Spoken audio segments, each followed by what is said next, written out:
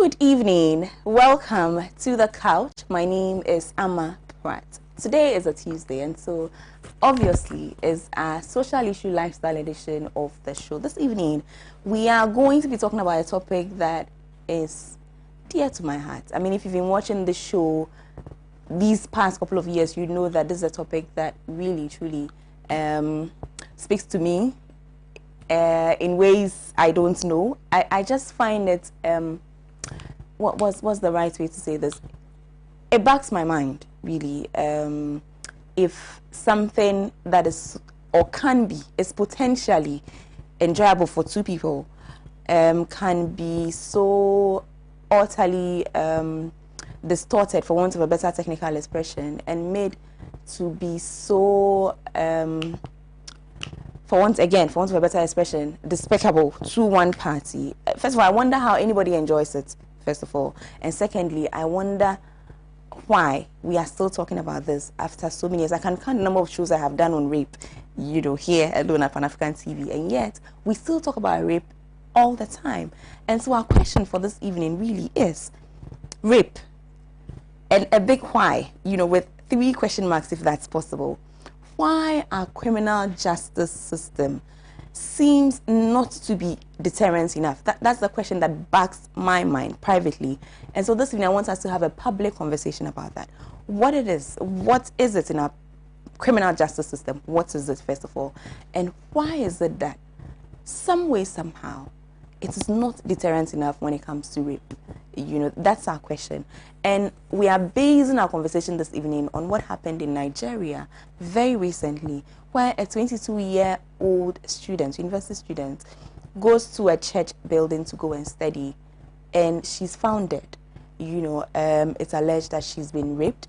Now the accusation is that it was a gang rape. We don't know the facts, the full facts, but that's what's out there, you know, or that's what's been reported, that she was gang raped and she's been killed.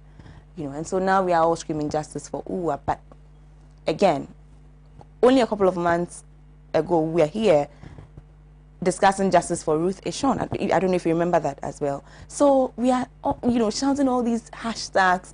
Nothing seems to be changing. Our ladies are getting raped every day. Our ladies are getting killed. And yet, there's the law. That's our conversation for this evening. I'm talking too much. Let's take a quick commercial break. Let's drink some water. When we come back, I'll introduce my guest. Trust me, you want to watch this one. Stay with us. We'll be right back.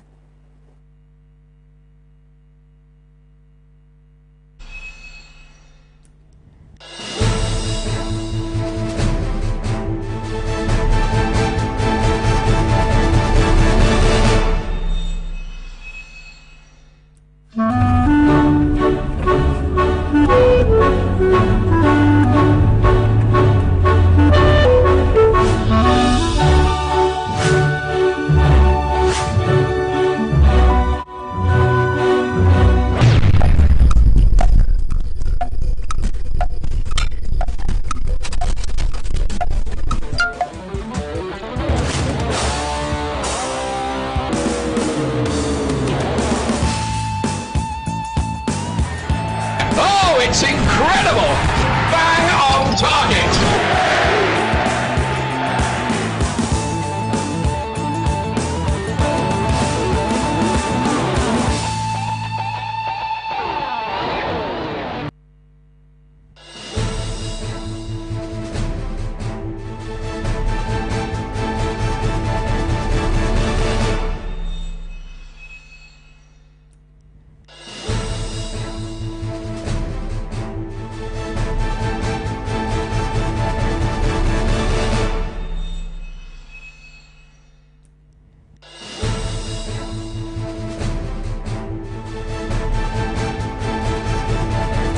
Welcome back, viewers. If you are just joining in, this is The Couch. My name is Pratt. This evening, our show is Rape. Is our criminal justice system deterrent enough? My guest for this evening is lawyer Lamti Apanga. He happens to be a private legal practitioner and managing partner at Prestige Partners. Welcome, sir. Thank you very much, Amma. It's a pleasure to have you here this evening. Looking very sharp. Thank you. Thank you. I was going for that, but we're still sharp. Well, it was to impress you, as I told you. I am impressed. Thank you. Very, very impressed. Let's talk rape. Yep. Let's talk rape. I mean, this is not the first time I'm discussing rape on this show, unfortunately. I hope that it's the last, but both of us know that it won't be the last, again, unfortunately. What are your general thoughts before we even get to the law? Let's just talk. Let's just hope me that, and you. yes, let's hope that our subsequent discussions on rape will be to assess how good we are doing as far as the fight or the crime of rape is concerned, and not to be discussing what we can do to stop it or reduce the numbers, but rather celebrating the numbers that we have been able to succeed in bringing down. Generally, comments about rape, before we even come to the issue of the law, you know, everyone has a right to his person. And the law regarding rape is essentially to protect the woman, her rights to herself, the right for her to be able to enjoy what she wants to enjoy when she wants it. And also because she's the one who feels the way she feels. You cannot tell me how, I can't tell you how you feel. Absolutely, you know how you feel. Do you understand? So in the whole general spectrum of rape, it is meant to protect the woman, so that if she's in pain, if she's uncomfortable, if she doesn't want it, she should have the right to say, no, I don't want to have sexual intercourse with this man. Or whilst you are even doing it, I don't want to do it. Or even just about to start, I say, I have changed my mind. For whatever reason. She doesn't even have to give you a reason, but she should have the right to say, I don't want to do it. And that should be respected. I even still find it a bit strange, as you said in your introduction, how do you enjoy it when it's just unilateral, when it's just one-sided? Wouldn't it be pleasant to have the cooperation of the other party? And even, what are you aiming at? Satisfy yourself. And they say there's joy in giving, than receiving. So if you are doing it and she's enjoying it, it's more motivational. It is more encouraging. It is exciting than to have a one-sided event. This is not, I don't know even any other sport that is one-sided. Most sports are competitive. Maybe perhaps golf. Even golf is still competitive. So how do you enjoy it when you are the only one playing and the other party is in pain, the other party is uncomfortable? It is a 7 p.m. program, so I'm careful about the choice of words. I was just about to remind you. The passage will not be adequate enough to receive the visitor. That's what makes it so terrible for the woman. Exactly. All of these issues that you brilliantly espouse are the reasons why rape is such a terrible thing for the woman. And here, I would go to this expression, this very common expression, or this cliche that we now have to live with, that says, it's 5 minutes for you, but it's a lifetime for her. Absolutely. You see, and that's where we are now. Now let's now bring in the law. You know, let's bring in the law, lawyer. Let's bring in the law. Our criminal justice system, as it stands now, what we are operating with, is it okay? In your view, I mean, in my assessment, it is not. Why? In my assessment, it's not. But even before we get to the assessing the criminal justice system, let's look at the crime of rape, okay, and then put it in context of the law, and see how a typical rape case goes through the process to the end of the court process, from the time of the event, the report at the police station, the court processes, to the time of conviction, sentence, taken to prison and serving a sentence. Rape generally has been defined by law as having carnal knowledge, natural carnal knowledge of a female under the age of 16. This is what our law says. Without her consent, yes, without her consent. Without her consent, having a natural carnal knowledge of a woman age 16 and above without her consent. And above. And above, sorry. Earlier on I said under. Yes, above. Without her consent. So, basic things that matters. The lady must be 16 and above. She ought not to have given you her consent. So that means you don't have her consent to do what you're doing. And she must be a female, obviously.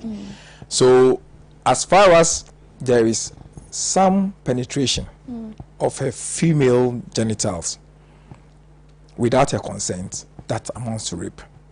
there's no excuse to say that, oh, it was just at the edge, or it was just at the tip of it. No. As far as there is any degree of penetration, it's enough to establish the crime of rape. And the offense for it, the law says minimum of 5 years, maximum of 25 years. So the judge who has to sentence or convict and sentence someone will have the discretion to give you the minimum of 5 years or the maximum of 25 years.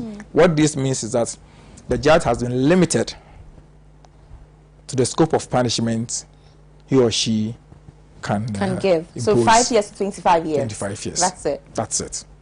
So where the situation perhaps warrants that the judge may even impose 50 years or 30 years or a harsher punishment, the judge is limited within the scope.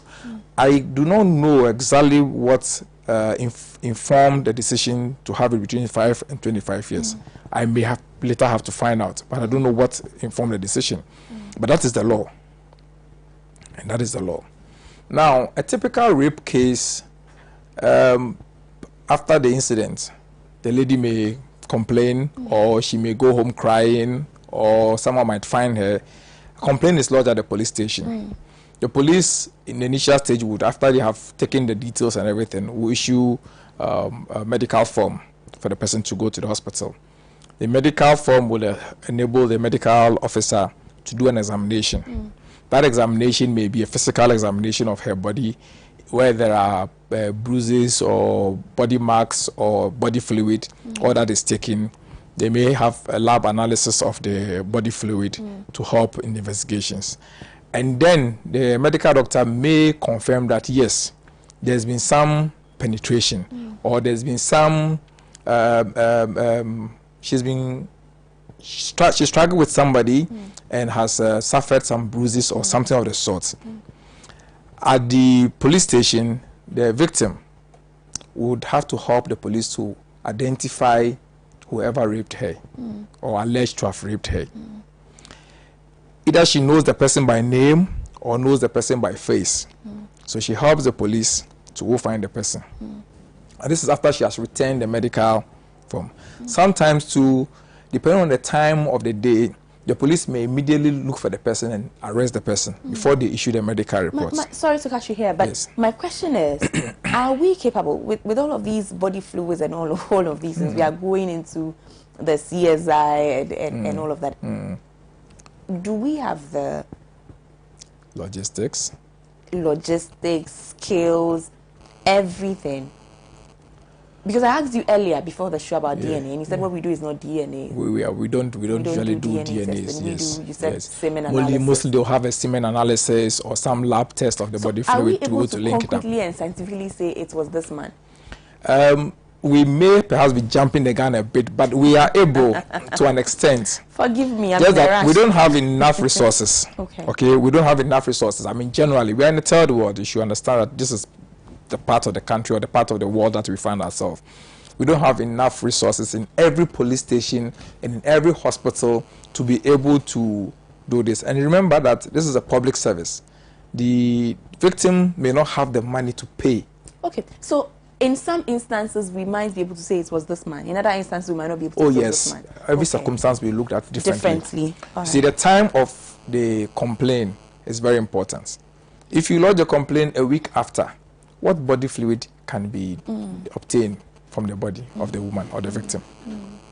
If you want to call it, crime scene has been tampered with. So evidence perhaps have been lost. But if it's almost immediately, the medical officers may be able to derive something, sometimes body fluid, where there are semens. Or if for some reason there was bleeding either from the side of the, particularly from the part of the suspect, because maybe in the course of it she struggled, she pinched him, he bled. Thank you. I'll take that advice and put it somewhere. I hope other ladies are watching. You need to scratch his face. Scratch him so hard you get a little blood. Yeah. Obviously it helps. Well, but you see, you must be careful. Why? There's also the other aspect of it. The person may just be into rape.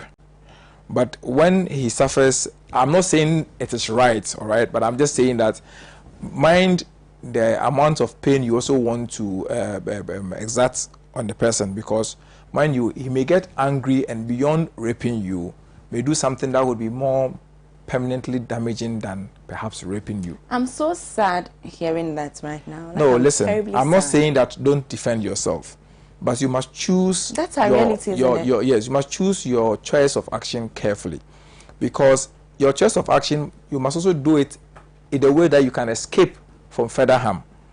You can't go pinching him in a manner that perhaps the guy will get more angry.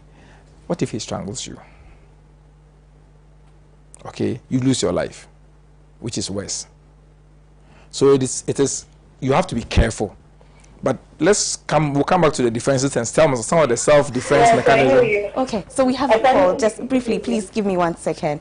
We have hello, madam. Good evening. Hello. Hello. Hello, good evening. Good evening, madam. Good evening. Welcome to the show. Am I speaking with Judith, please? Hello? Hello. Would this be Judith, please? Judith. Yes. Thank you so much for making time to speak with us on the show. Judith is Uwe's sister. So we are speaking to her all the way from Nigeria. Thank you so much, Judith, for making time to speak with us on the show. Hello, Judith. Hello. Hello. Hello. Hello, Judith. Hello, Judith. Okay, if we could still try and read Judith again. So it's justice for Uwa now. Uwa being the Nigerian lady who has just recently been raped and murdered allegedly in Nigeria. That was the sister. We will try to make contact again. We are trying to reach her all the way in Nigeria. So hopefully we are able to, make contact so we can appreciate the issues better. Right. Sorry about that. That's okay. Yeah, so we're just going through the sequence of complaints to the point of court processes all the way to the end. So, and this is to help us understand the way the justice system works as far as rape is concerned and similar offenses, so that we can do an assessment to tell ourselves whether it is deterrent enough. Do we blame it on the legal system? Do we blame it on other factors?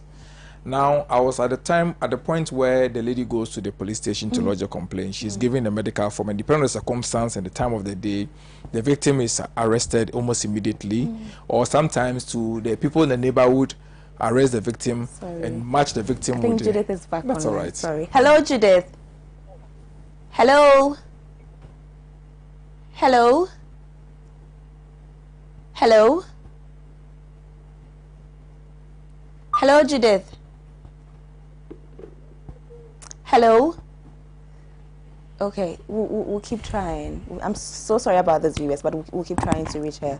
They're trying to make contact with Nigeria this evening. I think it's important that we understand. Sorry, please go ahead. That's all right. So, depending on the circumstance, I mean, the people in the neighborhood may even assist the lady and other people to arrest him and then send him to the police station. Obviously, he'll be kept in custody, and the lady will be given a medical report. Sometimes, depending on the time of the day, they'll ask the lady to go to the hospital and come back before they go and find the suspect. The suspect is brought in, he's arrested, goes through the regular arrest protocols. His statement is taken. CID is assigned to take his statement. First, they begin with a caution statement where he's informed that he's been accused of rape. Then they can explain the date and details are given to him to answer. He gives his side of the story. And then, based on the assessment by the police and based on the medical report that may come the day after. So sometimes the victim is kept in the suspect is kept in the cells for 24 hours to the following day, so the report comes. So they do a preliminary assessment whether the medical report points to rape, and based on that, now they would take Yes, I can hear I think you. we have her now. Hello, Judith. Good evening. Hello, Judith. Hello. Yes. Hello. Good evening, madam. Yeah. Good evening, Ma. I can hear you. Thank you so much for making time to speak with us all the way from Nigeria this evening. Okay. Okay. If you don't mind, first of all, so sorry about your loss. There's a very terrible incident, and all of us here you know, at Pan African TV, hopefully all of us here in Ghana are with you at this very difficult time. But if you don't mind, could you just give us a little account of really what happened?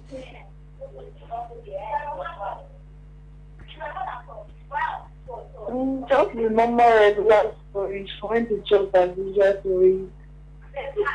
Hello? Yes, we can hear you, Judith. Please go ahead. She went to church to read in the morning around 11 a.m. But she didn't come back on time. So we got a call at about 6:30 something p.m. that we should come and check what happened to my sister. So we got to the hospital. She was bruised and beaten like almost lifeless. She was lying lifeless with blood all over her. So before the doctor started working on her because it was emergency.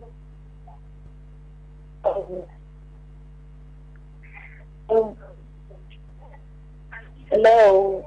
Hello, Judith. Hello. Hello. Can you hear me? Yes, we can hear you, Judith. Please go ahead. So she was there for the night. Then the next morning we rushed her to University of Benin Teaching Hospital in Benin.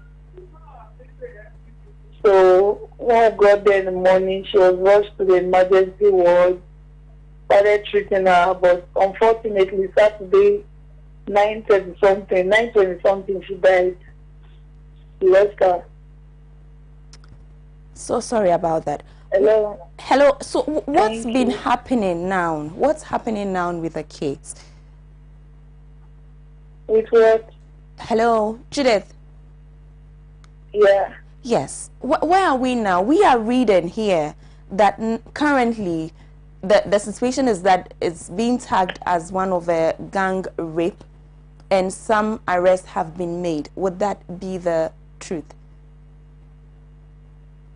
Yes, some arrests have been made. Some arrests have been made. Are you happy with the progression of the case? Yes, from the heat, from the heat they're getting from social media and all, and everybody is aware, so they are doing their best, I suppose. Hello. Hello, Judith. You are saying that they are doing their best with the case. Did I get you correctly? Yes. Okay. So the hashtag is helping. Justice for Uwa is helping. You said? I'm asking if the hashtag has been helpful. Yes, justice for war has been, and a lot of persons here in Nigeria have been very supportive and helpful. Right, and we in Ghana are also solidly with you. We are carrying on this hashtag. Hopefully, it brings us some resolution. Because of our technical difficulties, I'm going to let you go, but we will try to make further contact and talk about this in detail some other time. Thank you so much for your time this evening. Thank you. Thank you. Bye. Bye. Good night. Good night. Right. Well, that's a very sad. Terrible. Oh, please, Yes, that's a very sad situation, Yeah. and it's my heart goes out to the family of Uwa, and I pray that the authorities there will be able to find the perpetrators and then bring them to book. Absolutely. It's very sad. We shouldn't allow some of these things to continue. Absolutely. Yeah, it's very sad. I mean, where else can a lady go for safety but a church? I mean, that is even the worst part of the story. That it was in a church. In a church. And she found, where do you go and find refuge? In the house of God. And she found refuge in the house of God to studying for the society that she'll be serving in the future. And as if it's not enough to even rape her, you go ahead to even kill her. It's sad. But I pray her soul will rest in peace, and the family are also consoled. Absolutely. Yeah. Okay, so back to our narrating the scenario. Now, at the police station, after you've lodged your complaint, the medical report is a form is given, and you go to the hospital and come. The person is arrested. They take caution statements, and depending on the initial investigations, a charge statement where the crime officer would ask that the CID goes to charge the person. So now you are formally charged of the offense of rape. And then you are asked to give a statement again. So, but you can rely on the previous statement you are giving, or you can give additional statements. And then they arrange for court. Now, all this time, the victim is practically on his own or her own. We don't have any institutionalized social support system to help the victim. Yes, we have the social welfare, we have some few other state agencies, but they are not well equipped to handle. And look at the number of rape cases we have across the country. I mean, and the number of officers we have. How are we going to do this? So when that is after the charge statement is done, you prepare for court. Usually these issues may go to circuit court, where they have the jurisdiction to try them, the nearest circuit court, and this is supposed to be done within 48 hours. Now the new twist to this is that because there's a new decision by the Supreme Court, which is not abstract anyway, that every situation would depend on the situation, the discretion will be applied based on the situation that we have. The 48-hour rule has been reversed. It is not automatic that you should, after 48 hours, now the law says after 48 hours, you should be granted bail at the police station. But the police sometimes use their discretion and say perhaps they are unable to go to court, or for some reason they keep the person. And prior to that, we even had a law that allowed certain cases, suspect or alleged suspect of certain cases, to be kept in the police station until the trial. Murder, robbery, rape, treason, a few of those cases, no bail, including narcotics, yes, no bail. But we've also changed the law. The case of Martin Kwebu and the Republic has come to reverse that decision, that no, every case must be looked at differently. So every case now in Ghana is bailable, but the circumstance of the case will determine. So the person may not be granted bail at the police station, or may be granted bail. They are arraigned before court, all the necessary documentations are done, they are arraigned before court. You go to court on the first day, the plea is read, the fact of the case is taken, the plea of the person, the accused person is taken. In some cases, they may plead guilty. If they plead guilty, it's for the court to pronounce, convict, and then pronounce a sentence. But where they plead not guilty, that is where actually the challenge is. Now, the burden in all criminal cases, the burden of proof is on the prosecution. So he who alleges must prove. So the burden of proof is on the prosecution. The accused person has no role to play. All he needs to do is to raise reasonable doubt. And any reasonable doubt must inure to the benefit of the accused person. Mind you, depending on who the victim is, depending on the work he or she does, depending on where she lives, the entire court process is a cost on her own. You don't pay anything in criminal cases, but she has to attend court. It takes transport. It takes time. Sorry, we have another caller. Sorry. Hello, good evening. Good evening. Would this be Comrade Benjamin Ugu? Yes, yeah. Yes, and you are Students' Union government. That's the Benin City, Edo State in Nigeria. Correct? Yes. Thank you so much for making time to be with us this evening. Hello? Okay. Yes. How is the students' community? How is the students' community in Nigeria taking this recent rape murder incident in Nigeria? How are you responding to this incident? Yes. My students, the student community, we condemn the rape act of an incident that we condemn so much, and then we have been crying upon our authorities to come to our aid. On June 4th this month, we marched on the street of Edo State with placards demonstrating that we condemn rape, and then we cry upon necessary authorities, the ministers, and the government to give us justice for a while, and then provide a conducive environment for our girls. Thank you. Thank you so much. Let's stay on conducive environments for our girls. You think that the Nigerian environment is not conducive for girls? Hello? I feel like hello, can you hear me? Yes, we can hear you. The security needs to be improved. The government should also improve in security apparatus. Things concerning security should be taken seriously by the government. So right now, the government are doing everything possible to get in touch with the perpetrators of such acts. In that incident, we have recorded 3 other rape cases within the country. Let's talk about rape culture for a minute. The police force and every other authority should increase. So let's talk about the rape culture. You are a young man, you know, a student union executive, president, I'm told. What's the situation? What would you say about rape culture in Nigeria? Hello, I didn't get that. What would you say about rape culture in Nigeria? Rape culture in Nigeria? Yes. No, here in Nigeria, we condemn rape. We are against it. It's not a welcome act at all. Whenever something like that happens, the community or the state normally take it personal and make sure that such person is prosecuted.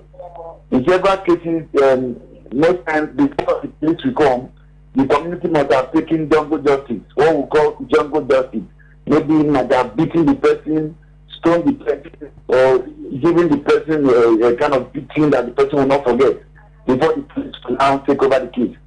So right now, with the students and then the youth of this present time, we are calling on the legislature, the House of Representatives, to make it a law that death sentence should be penalty for rape. Are you with me? I am with you. Yes, please, let's go we ahead are and talk. calling on the House of Representatives, the lawmakers, the lawmakers of this country, to make death sentence penalty to rape. Anybody found guilty of rape, whether forcefully or in any way connected to rape, proven guilty, should be murdered. Straight. With that, we can curtail the excesses, the frequency and occurrence of such acts. Great. My last question to you is about this jungle justice you just spoke about. Do you think that the law is failing you? Would that be the reason why you've resorted to jungle justice when it comes to rape? Do you feel that your laws, as is now, is deterrent enough? I didn't get that, please. Your criminal justice system, do you think that is deterrent enough when it comes to rape? Oh, that question is not clear for me. From this end, I didn't get it. Your criminal justice system in Nigeria, as is today, do you think that it is deterrent enough when it comes to rape? Right now, we are not comfortable with it. We are crying and they're making a loud cry that the government will enact a law, the lawmakers will enact a severe punishment for rape cases. With that, other persons will learn their lessons. Hello. Hello, Benjamin Ugu. Thank you so much, Comrade Benjamin Ugu. You are speaking to us from Benin City. That's the Edo State in Nigeria, University of Benin, where this unfortunate incident happened. You know, Uwa was a student there. Thank you so much for making time to speak with us all the way from Nigeria. Let's go ahead. Okay, so as I was indicating earlier on, at this stage, the accused person appears in court. The accused person is this plea is taken. Now, in most cases, the court will adjourn for the police and the prosecution to prepare, because you need to now put the witness, the first witness, and most likely it's the victim who becomes the first witness, prosecution witness. And so this person needs to be prepared by the prosecutor. And unfortunately, because of the system that we operate, and it's no one's doing anyway, that's how it's supposed to be to an extent. The investigator is separate from the prosecutor, the police prosecutor.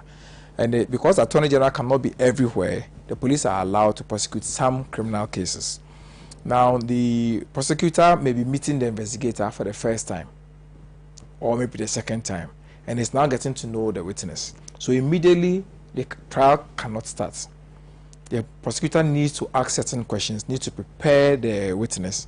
And so that will take another 1 week or 2 weeks adjournment. Lawyer, I see what you are doing. You are giving us the whole breakdown so that we see for ourselves what the system is and make up our mind as to where the loopholes are. You've asked me to assess the criminality. I really wish you would take us straight there and tell us that this is what I don't like. No.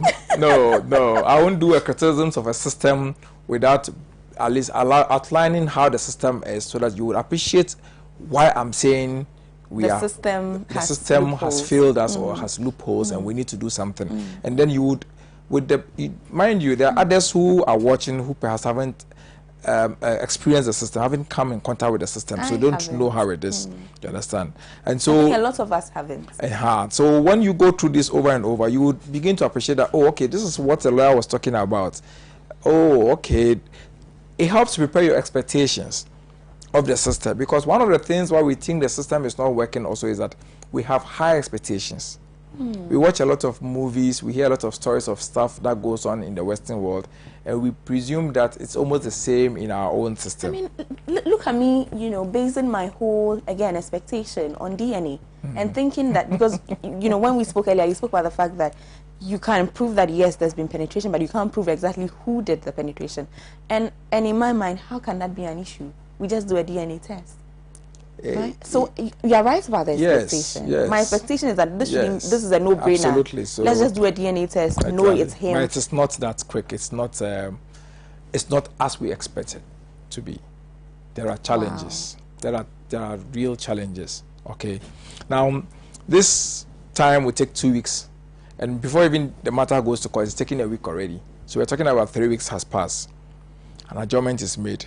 Depending on the availability of the prosecutor, depending on the availability of the witness, and all other things, and the court itself, the next 2 weeks, trial may begin. Trial may begin. May begin.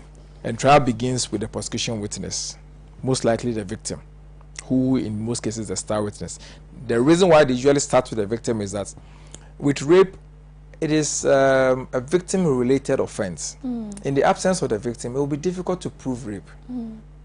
Because who has been raped? So you need a victim to be in court. So if the victim shows disinterest in the matter, that's it. That's the end of it. So it is good to start with the victim in order to build the foundation of the case, and then you can bring in other witnesses. So the victim speaks, he's cross-examined, she's cross-examined by the defense counsel, or where there's no counsel, the accused person can cross-examine if he so wishes to do so. Cross-examination can take a long period. Some lawyers adopt delay tactics. They ask a few questions today. They say, my lord, I'm not available. Can we take a date next week? Can we take a date next month?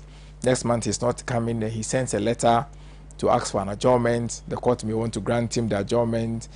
A few delay tactics here and there, but he would eventually finish cross-examining the thing. In some cases, some judges are able to read between the lines and realize that, no, counsel, you are playing delay tactics. I'm imposing this date on you. Whether you come or not, I will continue.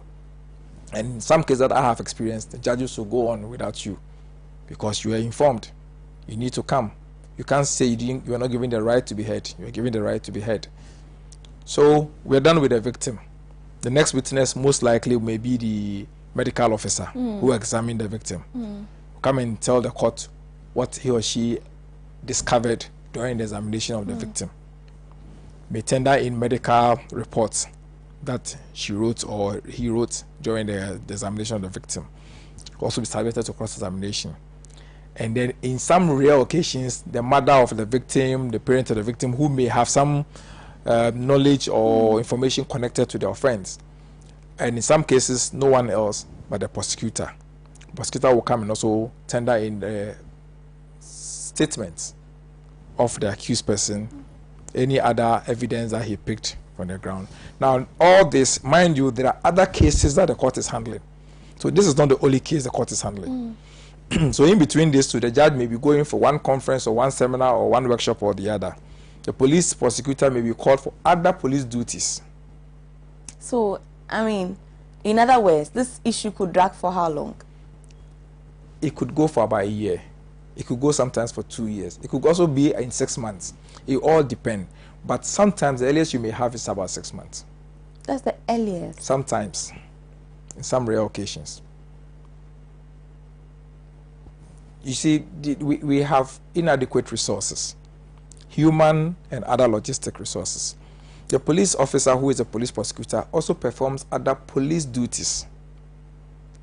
So he or she comes to court to prosecute. In the evening, goes for police duties. So the next morning, he or she comes in tired, takes up a few cases, or does about an hour or two, and is tired. But and has to go and prepare for duty again. I'm sure you can appreciate why I do not appreciate this issue about scarce resources when it comes to human. I'm sure you would appreciate why I do not share in that, you know. It's a general policy issue that we have to discuss. Yeah, we have to discuss that at another day. Yes, we really have to. Because the policeman prosecuting by itself is problematic, isn't it? Well, it's problematic to an extent, yes. Itself. But they receive adequate training. As far as prosecution is concerned, Why they receive are we adequate training when we could have the right people do the right Well, thing? we need to employ more lawyers at Attorney General and put them across the country. But imagine the number of courts we have across the country and placing lawyers across the country. Imagine the number of potential lawyers we turn around, turn away every year. They say they say they didn't pass the exams. It's not that they turn them away. And yet we would go for the police to come and prosecute. It's not as if the police are not good enough, but it's not their job. Exactly. Prosecution shouldn't It's not be about, their they job. could be the best. It's Yes. not their job. I agree to an extent, yes. I agree. Okay. So self-imposed lack of human resource is a major problem. You want to call it that? Those are your words. It is. Self-imposed lack of human resource is a major problem here. Yeah, yes. And then logistics problems. Logistics Yes. problems. So at some point, when the whole thing is done, each time that the case is called, the accused person must come to court. If he's on bail, he must come on his own. If he is in custody, the police must bring him. Now, if the policeman doesn't have a vehicle to bring the accused person, and I know this for a fact, that most police people use their own money to pay and bring accused persons to court. And in some cases, the sad part of it is that the victims pay the police transport to bring the accused person to court. He doesn't have. The state has not provided enough vehicles. The vehicle at the police station perhaps is only one. It's been assigned for another official duty. Or the station officer is using it for other official duties, or crime officer is taking it for other official duties. If he has a private vehicle, he can bring it. I have seen situations where they put accused persons in taxis and come to court with them in handcuffs. Very dangerous situation. Because what if this taxi driver decides that he's going to go away with this accused person? You understand? But that's the problem. That's why I say we have logistic problems, we have human resource problems, but we have self-imposed problems too as well. Let's talk about that. Let's talk about that. Okay, so in all this, we've spent close to about a year or two. Now, in the course of this, the victim can get frustrated and stop coming to court. Absolutely. Okay? Absolutely. The policeman who was doing it can get transferred. Could go for peacekeeping. The prosecutor can equally go for transfer or peacekeeping. The worst part of it is that even the judge could be transferred. And unfortunately, our criminal justice system says that when a new judge is appointed, the case must start de novo, must start all over again. So a new judge will come and start all over again. Victim, aren't you tired already? You are coming to court on your own, trying to fight someone who raped you, and the system is not helping you. Halfway through, you've given your evidence, second person has come giving evidence, and they say the new judge has come, so you have Come to and start relive all the over. whole experience So we have all over again. So the pain of reliving the whole experience is one deterrent, one advantage, the cost, the inconvenience that costs you, and the fact that some of the things you may not even remember. Yeah, I mean, after a while. Exactly. You can't recount fine details are the very lost. fine details. Okay. So you may lose interest in the matter, and then in the course of it, once there's no prosecution, you can't keep the case on the file. The judge will strike the case out for want of prosecution. Is it worth it reporting a rape incident? It's extremely worth it. I would advise that every woman who falls a victim to rape should report. You see, the more reports we make, the more we are able to fight the issue of stigma. Because people think that it is just Amma and perhaps Akosia. But if it is Amma, Akosia, Evelyn, Joyce, Doreen, it's not a big deal anyway. Maud, Sewa. And Nima. Nima too. Yes. It's not a big deal anyway. Do you understand? But where we limit it to only a few strong ones goes to complain, and the next moment the whole society, the whole community knows that, oh, she's a rape victim. Hey, be this girl and rape him. So when you're raping or no. Stigma. It's a stigma. They put that tag on you. Every young person who wants to come close to you, even in the course of finding a life partner, says, this girl, I know him.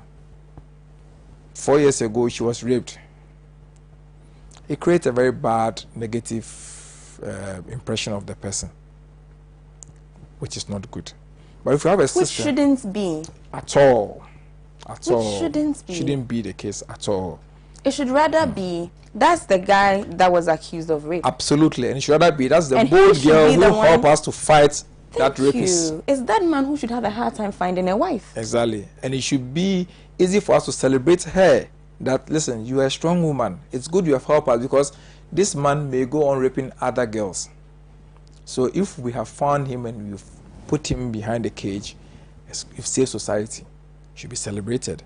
But unfortunately, our part of the world, we tend to brand the person and place a tag as a rape victim. On that person. Let's look at this issue that Benjamin Ugu raised from Nigeria, where he says that they are now advocating in Nigeria. He says the students of the University of Benin, Edo State, are advocating for death sentence. Death sentence for rapists.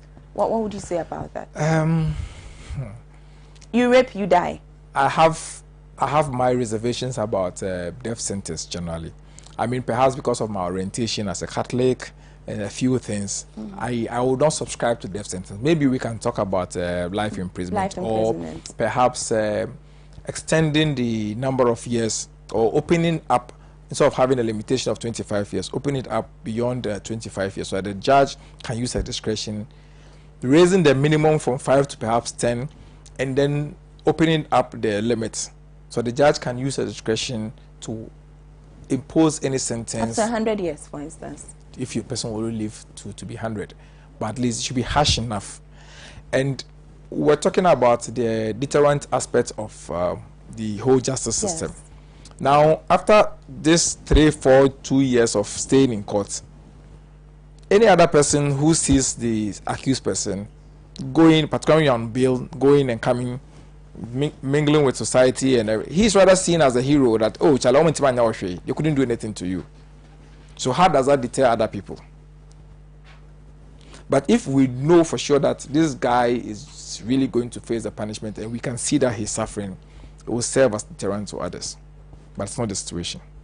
You'll just be going in and out of the courthouse for up to 3 years. And, so, and then one day, if you are not lucky, a case is struck out. In most cases, the case may see the day of light, where conviction and then sentence. And then you are sentenced for 5 years.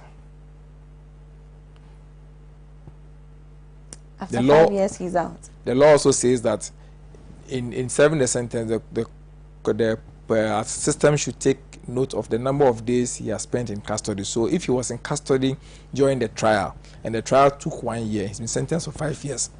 That's 1 year gone. That's 1 year gone.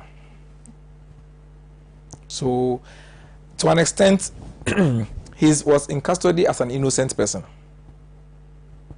Okay? Was in custody as an innocent person, not as a convict. So you can appreciate that why it shouldn't count as punishment, because at the time the court, he's presumed innocent until proven guilty, and he's not been proven guilty. So it's okay for him to have that number of years deducted from the period that he's going to serve a sentence. But after the 5 years, he's back. For how long would the victim stay with the pain and the stigma of rape or having been raped? Almost the rest of her life. As you said earlier on, 5 years for you. 5 minutes for you. Yes, and then a lifetime for her. A lifetime for her. So the system itself has these challenges. The lack of resources, the time we spend in dealing with one case. We need to do something about it. I mean, there's been some reforms. Let me also say that there's been some reforms that has enhanced the system a bit. Now they've introduced the system of a witness statement, where in the past the witness will have to come into court and narrate the story from beginning to end. Now everything you are going to say, you reduce it into writing. All the evidence you will use is attached and filed. So when the witness appears in court, all the person needs to do is to tender the witness statement in court. The prosecutor or whoever is doing examination in chief will not now ask you to narrate every story again. We will rely on that. So the only aspect left for cross-examination orally is the cross-examination aspect. Going over what has been written. Not going over what has been written. No, if there are the any lawyer questions on the other side may ask questions to try to discredit what has the been evidence. written. Understand? To discredit the evidence. And that has reduced to a large extent the time we spend in court. Because the period you even take the examination in chief, which is the person's account of the entire incident, sometimes can be very long. But once you have it written, it reduces it. And then there's consistency. Sometimes people have fears, people don't recollect everything, and even there are times that you ask a question and then the victim has forgotten what you mean by that question. Because she's tensed within the courtroom, she's uncomfortable. This is the first time she's standing in public. I mean, everybody now knows that she's the one who has been raped, and the whole environment is not conducive enough. And so it takes time. But with the witness statements, it moves a bit faster than before. So that is an improvement. That is one of the reforms that has brought some improvement into the system. You understand? So we are making some progress. Small. Yeah. Anyway, I would want us to take a quick break. I want you to drink some water. When we come back, I want us to look at what to do. I'm tired of the hashtags. Justice for Ruth, justice for Uwa, justice for. When at the end of the day, people are still getting raped every day. I saw something yesterday that really alarmed me. Was it Eritrea or Ethiopia? I stand to be corrected. This lockdown period, over 100 rape cases involving relatives. Oh. Yes, please check it out on Google if you can. Wow, and I was so alarmed. We are dealing with coronavirus. Let's have a lockdown. Lockdown has become a rape. I don't even know the word for it. So this issue of rape culture and entitlement of men to women's bodies, unfortunately, is a reality. So if we have a justice system that doesn't seem protective enough, what's the way forward? I'll pick your brain on that when we come back from break. But let's take a quick commercial break. We'll be right back. Stay with us.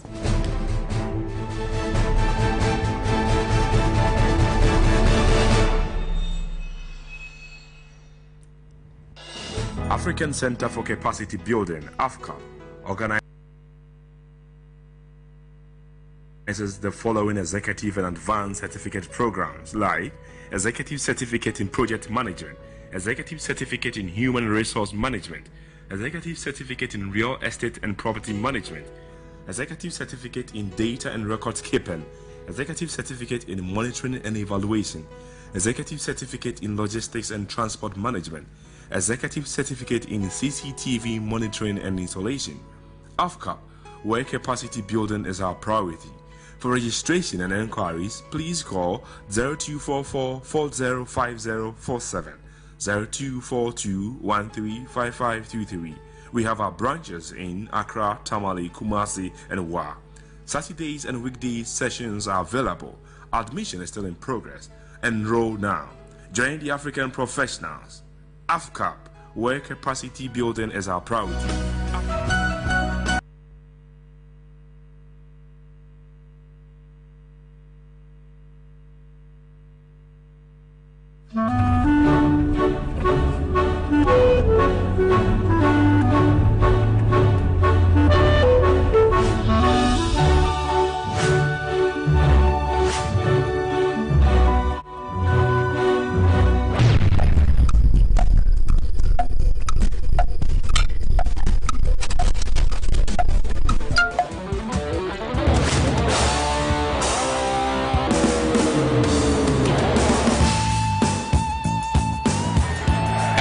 It's incredible! Bang on target!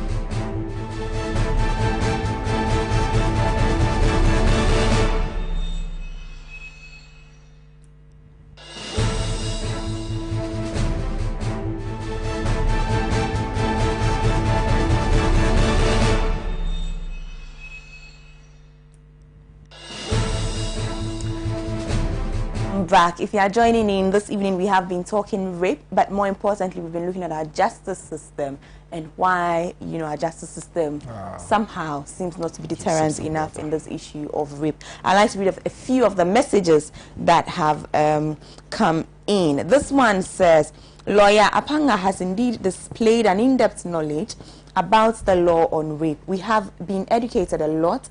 It seems that discourse is centered on girls and women. Can't our boys and men also be raped? His name is Samson in Zanlerigu, Nabdam, Upper East. Lawyer, please make notes of all of these ones and then you address them. All right. This one says, I'm getting emotional over this whole show. Trust me, the lawyer is on top of his work. He's so confident and sure of what he is saying. I have also learned a lot tonight. Thank you, Amma Pratt, and the entire Pan-African TV. Amma, your outfit matches the couch in the studio, and that makes it beautiful. Greetings to Lamti. His name is Finn Gazbad from Congo, Nabdam district in the Upper East region. Well, my dress is by Debbie Frimpon. I'll give you her number shortly, and the fabric is from Akosombo Textile Limited. Okay, this one says, please show him this picture. I'm so happy to see him today. We lost contact. I'll show you the picture. It says T Holidays. Okay, this one says, he didn't add his name. Please add your name. This one says, I want to know whether it is only the female child who is defiled. Does the law not include the male child? Can the adult male be raped? I hear the presenter dwelling much on the female rather than both sexes. My question is, can the male be raped? I'm dwelling on the females because, unfortunately, when it comes to rape, it's females you normally that get raped. Men, I don't know if what I'm supposed to say, fortunately or unfortunately, are the exceptions to the rule. I think. Good evening. I am Edward from Nungwa. God bless you for this show. Thank you so much, Edward from Nungwa. This one says, hi, good evening. I'm really enjoying your program. I would like to know if there's a specific time frame or duration for the lady to report a case of rape. Secondly, apart from the bodily fluid from the man, is there any other scientific basis to ascertain the action of rape? What if the man involved used a condom and disposed it beyond reach? And finally, can a boy be raped as well? And in this case, what fluids will be examined? And how is the sample taken? The name is Rans from Takrade. Thank you, Rans, for your message. Right, I see all the other ones, but I would like to stay on focus. Okay, this one says, thank you, Amma, and my regards to lawyer Apanga. In a court of law, one must have an evidence beyond reasonable doubt to prove someone is guilty. However, how can one accuse the partner of rape What evidence will they have to show to the court? Thank you. His name is Frank Swa Boatin. Frank wants to know about spousal rape, I'm guessing. Right. Let's go straight to the messages as well. This one says, okay, EC, not my topic for this evening. Right. Okay. Because our time is up, we have just about 10 minutes to run away. If you could address one of these issues for us quickly. Okay. Then we can run away. Thank you very much, Samson from Zanlerigo, and my regards to all our family and friends from Zanlerigo in the Namdam district. Thank you. Now, per the law, a man or a boy or a male cannot be raped and cannot complain of rape, because rape is natural carnal knowledge, which means that it is a penile, and forgive my language this evening, is a penile penetration of the female reproductive part, the vagina. So anything else is not. And obviously because we don't have a vagina, and obviously because women cannot also have, even though there are some women, they are not even women, who may have a resemblance or the male organ, the hermaphrodites. All right. They would have to have penetration of us, the men, and you can penetration of where, but there are other offenses. Sodomy, indecent assault are all offenses that you can come under. So a man cannot be raped by a woman, technically speaking. A man can be forced to have sex with a woman in some circumstance, and the man cannot go and complain of rape. He can perhaps complain of other offenses like indecent assault or other offenses that the law may grant him. Yes. Now, there was a question about time for reporting. There is no particular time for reporting, and I must say again that for criminal offenses, there's no time limit for it, as long as you have evidence to prove your case. But you see, you must look at the nature of the circumstance of the case. This is rape. You need to be able to report it within reasonable time, so that the medical officers... What's reasonable time? Help us. Okay, what's reasonable time?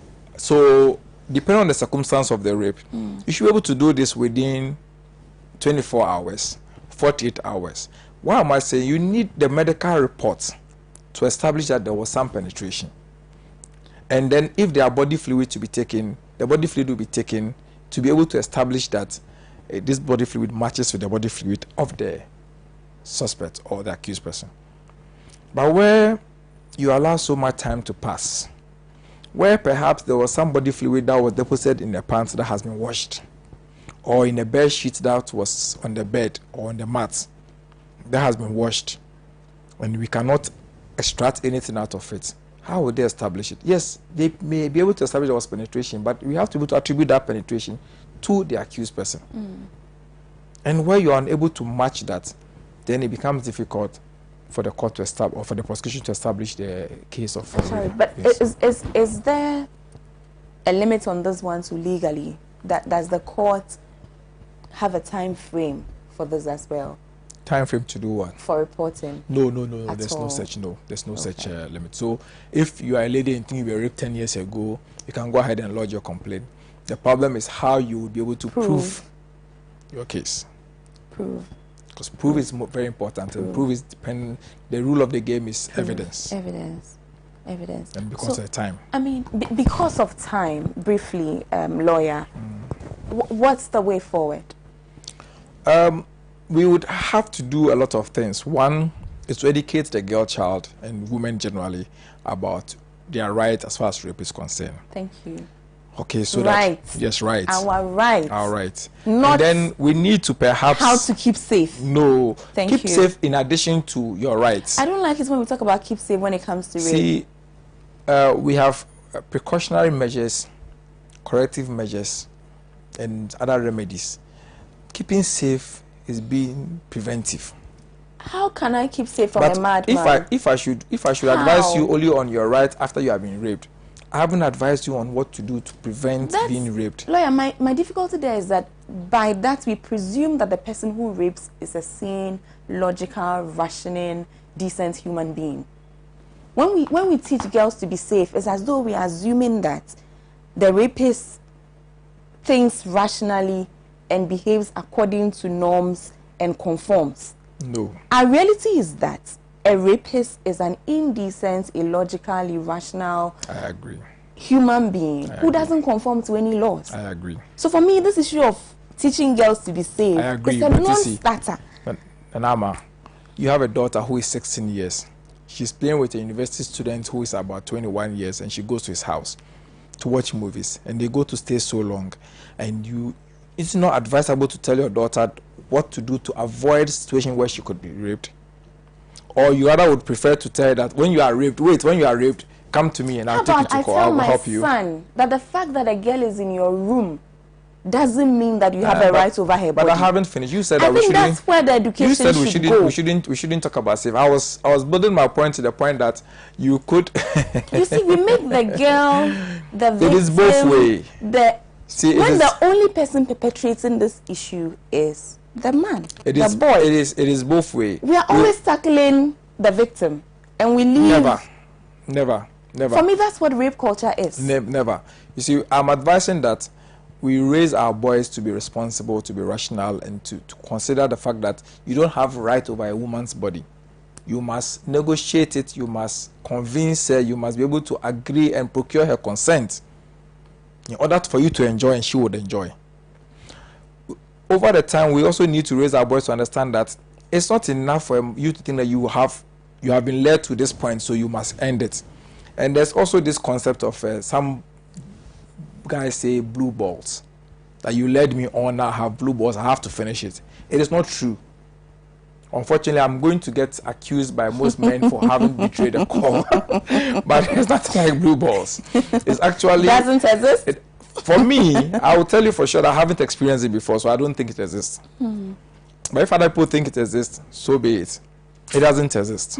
It is just something, a facade, I guess, that we've put across around that. Oh no, I'll have some pain here, I'll have this, that.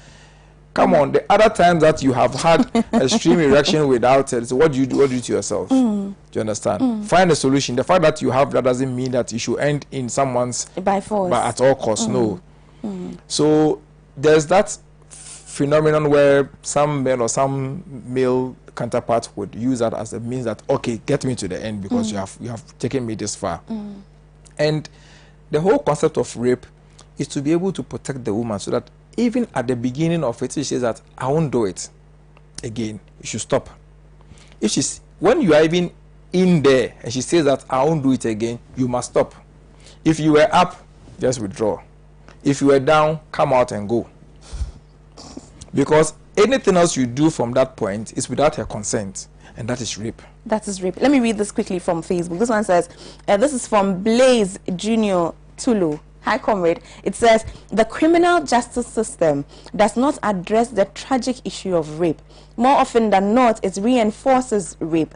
The social and cultural system of patriarchy that endorses male dominance, celebrates the sexual exuberance of men, is what accounts for rape. My view is that the criminal justice system is couched to always protect the powerful, and men are the most powerful in our society, and the law mostly protects them. The emancipation of women and girls against rape cannot be the law. Very interesting. Very interesting. I wish you had told us what the, it's not the law. What is, right? Yeah. Should it be activism? I think activism is the way to go. Activism is good. I mean, and the media has a great role to play in this. We don't follow stories to the end. The beginning, we make all the noise, but we don't follow it to the end. If we follow it to the end, the police, the system knows that people are keeping their eyes on the case. Somebody's watching. So they will do the right thing. And then we'll see to the end. And then we need to give victims support. Yeah. Victims don't get any support. Yeah. Support in several ways. Logistics, going to the police station, going to court, attending to court, and even getting psychological help. I would say just believe in her. You can't just believe every story. We must also be careful. We must also be careful where rape is not used as a wrong tool by some women to punish men too bad. Wrongly. If that happens. We must be careful. It shouldn't just be too bad. You see, whilst you are aiming at correcting something that is wrong in society, we shouldn't end up creating now another it's tilted difficulty. this way. We need So to balance it a little bit. but not Tilted the other way around. right. This one says, this one is from Mami Abna Adum on Facebook. She says, what kind of system is this in this modern day Ghana? What happens to data protection? Amos Sawyer on Facebook also says, great show. David Anya on Facebook says, bro, you do all. Thank you so much, all of you watching on Facebook as well. Unfortunately, our time is up. Okay, I know our time is up, but there was something very critical I need to say. Okay. Someone mentioned defilement, and I need to correct it. That defilement is having natural kind of knowledge of a child below the age of 16, so with or without her consent. Whether she gives you consent to do it or not, it is an offense. So for children below 16 years, the law says that they don't have the right to give consent to sex, and any sexual encounter that results in the penetration of a child below the age of 16 is defilement, whether and natural you will get punished or natural. for it. And the punishment for it, that is a bit enhanced than rape, because it's a child. Yeah. And in most cases, the courts don't give lenient punishments for that. They give very harsh punishments, 10 years and above. I'm happy to hear that. Yes. At least that's some happy news to end the show. Thank you so much, lawyer, for your time this evening. I really, truly appreciate it. Really appreciate it. And I hope that you come again. My pleasure. I'll come again. Absolutely. Thank you so much. Well, viewers, this has been our show this evening. We have been talking rape. We've been looking at our criminal justice system and trying to understand why somehow it seems not to deter, these depraved people called rapists. Well, I said before in the course of the show that it's 5 minutes for you, but it's a lifetime for her. Please, you are not entitled to a woman's body. When she says no, no means no. For now, the hashtag is justice for Uwa. Hopefully this time, some justice will be achieved for all of us. Have a good evening. Have a lovely evening. I'll see you tomorrow. Bye.